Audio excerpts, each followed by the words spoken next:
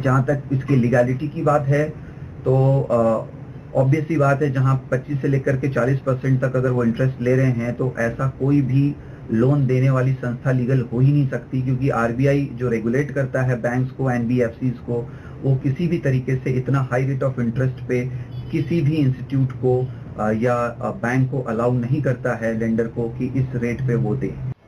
Loan देने वाली कंपनियों के लिए और लोन की वसूली के लिए आरबीआई की कुछ गाइडलाइंस हैं। आरबीआई गाइडलाइंस के मुताबिक ही कंपनियां लोन दे सकती हैं। इस हिसाब से आरबीआई के शेड्यूल बैंक लोन दे सकते हैं। उनके साथ साथ एनबीएफसी यानी नॉन बैंकिंग सेक्टर की मान्यता प्राप्त फाइनेंसिंग कंपनियां भी लोन दे सकती हैं। लेकिन इंस्टा लोन ऐप के प्रमाणित होने की गारंटी नहीं है। हालांकि कुछ कंपनियां मान्यता लेकर ऐप बनाती हैं, लेकिन सही ऐप की आड़ में फर्जी ऐप भी बनाई जाती है। इन्हीं फर्जी ऐप से लोन बांटा जाता है। लोन चुकाने के लिए कम वक्त दिया जाता है और ब्याज ज्यादा वसूला जाता है।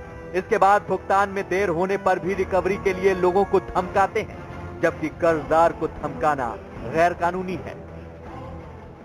जो ऐसे ऐप्स हैं वो दरअसल एक्चुअली इलीगल हैं और बहुत सारे ऐप्स जो है आरबीआई द्वारा रिकॉग्नाइज्ड नहीं है। अब जहां तक रेमेडी का सवाल है, तो अगर इस तरह से कोई फंस जाता है और उनके ऊपर वो लोन दे करके उनसे वसूल करते हैं 40% और कभी कभी दो गुना 3 गुना तक लोन का अमाउंट प्रिंसिपल बढ़ा करके वो मांगते हैं, ऐसे सिचुएशन में ये जो लोग हैं ये तुरंत जाकर के अपना एफआईआर रजिस्टर करा सकते हैं साइबर सेल में, जो पुलिस की साइबर सेल है वहां पर जाकर के, और फिर पुलिस इसको इन्वेस्टिगेट करेगी।